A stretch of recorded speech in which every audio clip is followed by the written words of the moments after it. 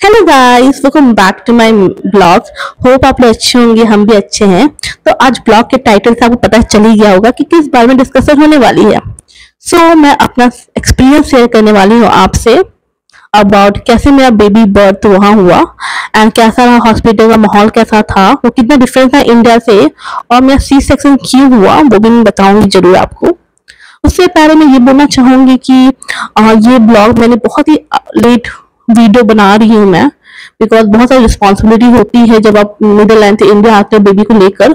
बहुत सारे paper work करने पड़ते हैं, आपको वैक्सीन का देखना पड़ता है, वो सब कुछ करने में बहुत टाइम लग जाता है।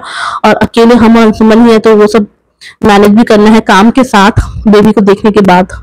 वो सब की वजह से वहां नहीं बना पाई। जब यहाँ आई तो ऑफ कोर्स फैमिली में टाइम मेरा बहुत इंपॉर्टेंट है, इस वजह से भी। पर अब मैं फोकस कर रही हूँ मिनी ब्लॉग में। अब तो टाइम टाइम से सब सारा ब्लॉग आने वाले हैं, उसके बाद कभी और बात करूंगी एक अलग ब्लॉग में। कहाँ से स्टार्ट करूं? 17 सितंबर में ड्यू डेट था, और मेरे को मेरी मिडवाइफ जो थी वो मेरे को एक और डेट दे रखी थी 19 सितंबर का, कि अगर इस बीच में बेबी हो जाता तो well and good, otherwise you have to come for the appointment. और वहाँ जो मिडवाइफ होती है वही आपका प्रेगनेंसी की जर्नी का सब कुछ देखती है, टेक केयर करती है उस चीज का। उसके बाद 19 सितंबर को हम लोग वहां गए तो उन्होंने बोला कि you can wait for 41 week और 42 वीक्स। तो हमने अंशुमन ने पहले बात कर ली थी कि हम लोग 41 वीक तक ही रुकेंगे, उसके बाद हम लोग नहीं रुकेंगे। उसने बोला ठीक है, आप 41 वीक के बाद रुकने वाले हो तो इट्स ओके।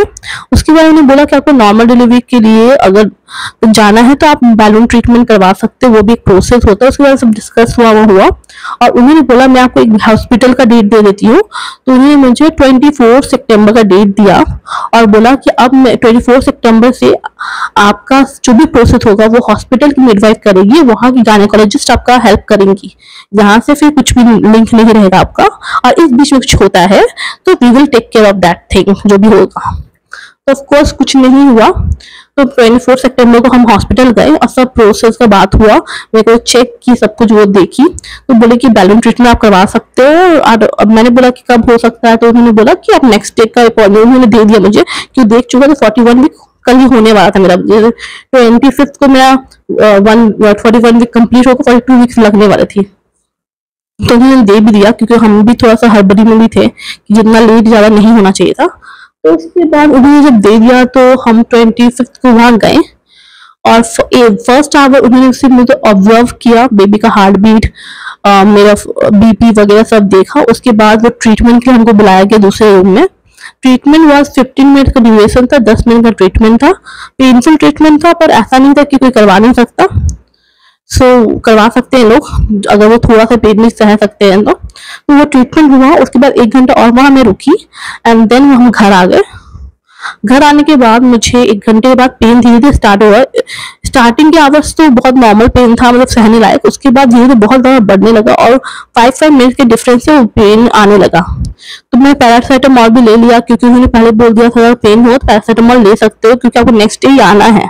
तो मैंने हॉस्पिटल में कॉल किया, उन्होंने बोला कि आप यहीं आ जाओ, बेटर रहेगा। अगर आपका ड्यूरेशन 3 मिनट के गैप पे ही आ रहा है या 5 मिनट के गैप पे ही आ रहा है तो आप यहीं आ जाओ, हम लोग चेक करेंगे पहले। हमने सोचा कि अब वहीं चलते हैं। तो अराउंड 4:35 o'clock हो चुके थे और हम लोग चले गए हॉस्पिटल। पर आपको एक चीज बताना चाहूंगी मैं, जब मैं गाड़ी में बैठी तब मेरा पेन बिल्कुल ही खत्म हो चुका था, हॉस्पिटल गई तो बिल्कुल ही खत्म हो गया। That the funny part. उसके बाद मैंने सब डॉक्टर शेयर किया जो जो बात हुआ था हमारा। उन्होंने फिर मुझे ऑब्जर्वेशन में रख दिया और उन्होंने बोला कि आप यहीं रह जाओ, कि कल तो आपका ट्रीटमेंट कंप्लीट होने वाला है और कल ही आपको डिलीवरी होने वाला है फाइनली।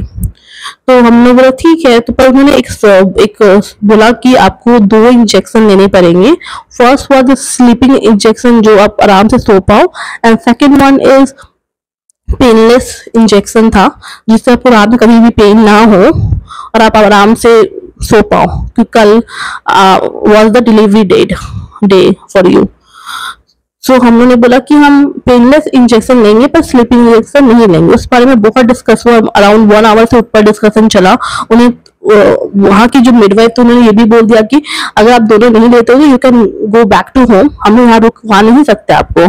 तब हमने अपने फ्रेंड को कॉल किया, बहुत डिस्कस किया, फ्रेंड से पूछा, फिर उन्होंने बोला कि जो हमें चाहिए वही मैं करूंगी, मुझे नहीं चाहिए है स्लीपिंग इंजेक्शन, मुझे सिर्फ पेन इंजेक्शन चाहिए और मैं वही लूंगी। बहुत डिस्कशन है, वो मान गई, बोली कि पहले मैं पेनलेस इंजेक्शन जो भी इंजेक्शन देना होगा उनको वो उन्होंने दिया, और उसके बाद उन्होंने बोला कि अगर आप नहीं सोते हो तो आपको नींद का इंजेक्शन मैं दूंगी। तो वी एग्री, बिकॉज मुझे पता है कि मैं सो जाऊंगी, बिकॉज 2 दिन से मैं इतने अच्छा सोई भी नहीं थी। तो वही हुआ, मैं सो भी गई एंड नेक्स्ट मॉर्निंग 8 o'clock में नींद टूटा और वो आई, डायल्यूट ट्रीटमेंट जो किया था उसको हटाया, उसके बाद उन्हें चेक किया तो 3 सेंटीमीटर डायल्यूट हो चुका था, और उन्होंने बोला कि now we can move you to the delivery room, वहाँ आईवी चढ़ेगा एंड आपका जो भी आगे प्रोसेस होगा। तो फिर उन्होंने वहीं मुझे शिफ्ट कर दिया। वहां शिफ्ट होने के बाद पानी झड़ने लगा मुझे। उसके 1-2 घंटे बाद मिडवाइफ, वहाँ की जो सीनियर मिडवाइफ वो आई, उसने वाटर ब्रोक किया और 10:30 बजे अराउंड, और पूरा बेबी तो मूव करने लगी, उसका हार्ट बीट भी नहीं मिल रहा था, उन लोग को बहुत डिफिकल्टी हो रहा था हार्ट बीट जानने में कि बहुत ज्यादा मूव कर रही थी, वो ट्रैक करने में बहुत ही ज्यादा डिफिकल्टी होने लगा उन्हें, तो तभी हो गया बाद में। उसके बाद उन्होंने चेक किया तो 4 सेंटीमीटर ही हुआ था। उसके बाद अराउंड 12 बजे मैंने एपिड्यूरल के लिए बोल दिया क्योंकि पेन बहुत ज्यादा बढ़ गया था मेरा। एपिड्यूरल लगा तो मुझे 1 घंटा आराम हुआ था, उसके बाद मुझे कोई आराम नहीं मिला। तो मुझे एपिड्यूरल में तो आराम मिलता है। फिर मुझे बाद में पता चला कि जब आपका नॉर्मल डिलीवरी होता है, जो मेन प्रोसेस है उसका, उसमें वो रिलीफ का काम करता है। ऐसे नॉर्मली तो वो पेन होगा ही, उतना सहना ही पड़ेगा आपको। सो मैंने वो भी लिया, और एपिड्यूरल लेना भी एक बहुत बड़ा जंग जीतने लायक होता है कि बहुत ही पेनफुल प्रोसेस रहता है वो भी। ओह माय गॉड, मुझे याद भी नहीं करना, बहुत ही पेन था मुझे उस टाइम पे। और मेरा अराउंड मैंने 1 बजे 12:30 बजे वो लिया होगा, मुझे 1-1.5 घंटा वो रिलीफ हुआ था। उसके बाद जो 2:30 बजे से मेरा पेन स्टार्ट था वो बहुत ही हाई पेन था, और जब शाम के 6 बजे तो और हाई पेन हो गया। उस बीच में सिर्फ वो आके मेरे को चेक करी थी कि कितना डायल्यूट है, तो 4 सेंटीमीटर ही रहा, और फिर आगे बढ़ ही नहीं रहा था। 6 बजे जब डॉक्टर आई, जो मिडवाइफ सीनियर, वो बोली कि अब मुझे लगता है गायनेकोलॉजिस्ट को दिखाना पड़ेगा, बिकॉज ये आगे सेंटीमीटर तो बढ़ ही नहीं रहे हैं। उसके बीच में एक और चीज हुआ था कि बेबी का हार्ट बीट 3 बजे के बाद मिलना ही बंद हो गया। बार बार मैं बुला रही हूँ वहां की जो नर्स है उसको, तो बार बार लगा रही है, तो वो ढूंढ भी नहीं पा रही, तो उन लोग को भी डर लग रहा था कि बेबी का हार्ट बीट नहीं मिलेगा, तो उन लोग की भी रिस्क है।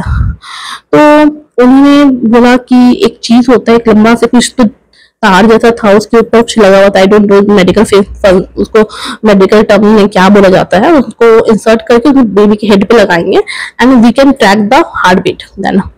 सो वो भी चीज नया सुना था मैंने, एंड मैंने बोला कि इसका कॉन्सिक्वेंसेस क्या है, क्या प्रॉब्लम हो सकते हैं। तो वहां जो छोटा था उसमें अगर लग गया तो वहां बाल नहीं आ सकता है, वो हो सकता है। और दूसरा था कि बहुत ही 0.1% चांसेस था कुछ मेंटली पीरियड में कुछ प्रॉब्लम हो जाए।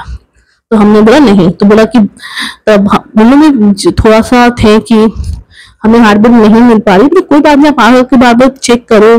तो उसको भी हमने 1-2 घंटे खींचा, अराउंड 6 से 7, 7:30 बजे तक खींचा उसको, तो आगे चेक कर रही थी। और हमने बोला कि मुझे थोड़ा टाइम चाहिए, मैंने टाइम लिया कि मुझे बीच में हो जाएगा डिलीवरी, तो मैंने वो सोच के टाइम लिया। फिर क्योंकि हार्ट बीट उसको मिल जा रही थी, जब वो ढूंढ रही थी हार्ट बीट को मिल जा रही थी, जब वो उसको ट्रैक करे तो मिल जाती, मुझे पता था कि सब चीज नॉर्मल तो है। उसके बाद अराउंड 7:30-8 बजे तक वो जो मिडवाइफ थी हमारी सीनियर मिडवाइफ, वो आई, तो उसने बोला कि अब मुझे थोड़ा डिफिकल्टी लग रहा है, मैं गायनेकोलॉजिस्ट को बुलाऊंगी। तो गायनेकोलॉजिस्ट आई 8-8:30 बजे करीब, 8 बजे आई थी। फिर वो सब चेक की तो उनको 10 मिनट में लगा, तो उन्होंने बोला सीधे फर्स्ट लाइन था उनका, 99.9% we have to do the C section because fluid हो चुका है आगे, और उस वजह से आपका जो सेंटीमीटर है वो बढ़ नहीं रहा है। मतलब उन्होंने इंग्लिश में बोला, मैं हिंदी में बोल रही हूँ हमको। और वी आर लाइक दिस, कितना देर से पेन से रही हूँ, और अचानक उन्होंने क्या बोला। मैं कहीं ना कहीं मेंटली प्रिपेयर थी, सी सेक्शन हो सकता है मेरा, बट ऐसा नहीं था कि मैं इतना दर्द सह के प्रिपेयर थी, इतना दर्द सह के मैं चाहती थी नॉर्मल डिलीवरी हो जाए मेरी, बट गॉड क्या मतलब, तो मुझे ये भी था लास्ट में कि मैं और मेरी बेबी अच्छी रहे, वो चीज भी था। तभी मैंने बोला कि मैं रुकना चाहूंगी 1 घंटा, 8:30 बज रहा था। तो मैं बात करते करते 8:45 हो गया था। तो अंशुमन बोलते नहीं नहीं, हमें 9 बजे करवाएंगे, फिर हमें डिस्कस करने का टाइम दे, तो अभी डिस्कस कर लो। पर डॉक्टर ने लास्ट में ये बोल के चला गया कि आप 1 घंटे रुको, 2 घंटे रखो, पर आपको सी सेक्शन ही करवाना पड़ेगा, I am damn sure. Of course वो डॉक्टर को पता ही है। तो अच्छा हुआ, मैंने एक चीज, मुझे उस चीज का अब रियलाइज हुआ बाद में कि मैंने वो जो बेबी के हेड पे वो तार लगाने के बाद हुआ, उसको मैंने मना कर दिया। अगर मुझे सी सेक्शन कराना ही था तो मैं वो काम क्यों ही कराऊं, वो भी एक अलग से प्रोसेस था। तो वो चीज मुझे अच्छा लगा कि चलो एक चीज तो हमारा ठीक हुआ कि हमने वो नहीं कराया कि बाद में वो टेंशन रहेगा कि बेबी कुछ प्रॉब्लम हो सकता है आगे जाकर। बहुत पेन हो रहा था, वो हाई लेवल का पेन, मतलब 1000 से ऊपर जितना भी बोल सकते, सबसे हाई लेवल का पेन चल रहा था। मैं बोली मैं आधा घंटा और रुकूंगी, फिर तभी हिलते हिलते फिर बोला ओ गॉड। तब हम लोग बोले डॉक्टर, वो चली जा चुकी थी और नर्स अपने ड्यूटी पे थी। ये तो फिल्म में नहीं दिखाते हैं, दौड़ दौड़ के लोग नर्स को ढूंढते हैं कि अब सी सेक्शन या कुछ भी दर्द हो रहा है, आओ आओ आओ। वैसे हम सब दौड़ दौड़ के नीदरलैंड के हॉस्पिटल में ढूंढ रहे थे, और वो एक फिल्म जैसा बन गया था। फिर वो आई, अभी तो मुझे हंसी आ रही इस बात पे, उस समय पेन हो रहा था। तो वो आई, बोली कि ओटी तैयार करने में 1 आवर लगते हैं, तो उन्होंने 20 मिनट में ओटी तैयार की और मुझे लेके गए। और जैसे एनेस्थीसिया मुझे मिला, मुझे बहुत रिलीफ मिल गया क्योंकि इसमें नहीं हो चुका था। एंड उन्होंने प्रोसेस स्टार्ट किया। वहां कम से कम 6 डॉक्टर, 2 डॉक्टर, जो 3 डॉक्टर मेन है और बाकी जो नर्सेस थी उनसे बात कर रहे थे, अंशुमन में बात कर रहे थे। माइंड में चला कि ऑपरेशन हो रहा है, वो दर्द वो तो पता चल ही रहा है कि आपको डर तो लग ही रहा है, बट आपके पास का जो इन्वायरमेंट था वो इतना ऑसम था कि वो डर को थोड़ा भगा दे रहा था। और सच में जब बेबी आई तो सारा डर, भय, दर्द सब गुम हो गया, सब उसको आंखों में मैं खो गई। और वो तो मोमेंट, उसको एक्सप्लेन कोई कर ही नहीं सकता। जो मोमेंट होता है वो जो ये देखा है उसको पता है, और जो देखेगा उसको पता होगा। सो ऑल ओवर तो एक्सपीरियंस बताया जाए, नीदरलैंड और इंडिया में क्या अंतर है, कि उन्होंने लास्ट दम तक कोशिश किया कि मेरी नॉर्मल डिलीवरी हो जाए। सेकेंड, वहां का जो एनवायरनमेंट था वो काफी अच्छा था, चेयरफुल था और बहुत क्वाइट था, और सब लोग बहुत ही हेल्पफुल थे वहां। वो चीज अच्छा था। सिर्फ एक ही चीज मुझे खराब लगा कि उन्होंने जैसे मैं बोलती मुझे अल्ट्रासाउंड कराना है, तो इंडिया वाले फटाक से डॉक्टर लिख देता है कि आपको कराना हो करवा सकते हो, टेस्ट कराना हो करवा सकते हो। पर वहां थोड़ा सा उस चीज को लेके वो लोग क्या जिद्दी है कि नहीं नहीं आपको तो मैं नहीं करने दूंगी, पर लास्ट में मनाना पड़ता है, मतलब बहुत बहसबाजी करनी पड़ती है। तो वो सब की वजह से वो सब अंदर। और अदरवाइज मेरे को बहुत अच्छा लगा कि मैंने नीदरलैंड में डिलीवरी करवाई, बहुत स्मूथ डिलीवरी मेरी हो गई, सब कुछ अच्छे से हो गया। और मुझे पता लगा कि मैं कितने पानी में भी हूँ, इससे ये पता चलता कि आप कितना कर सकते हो।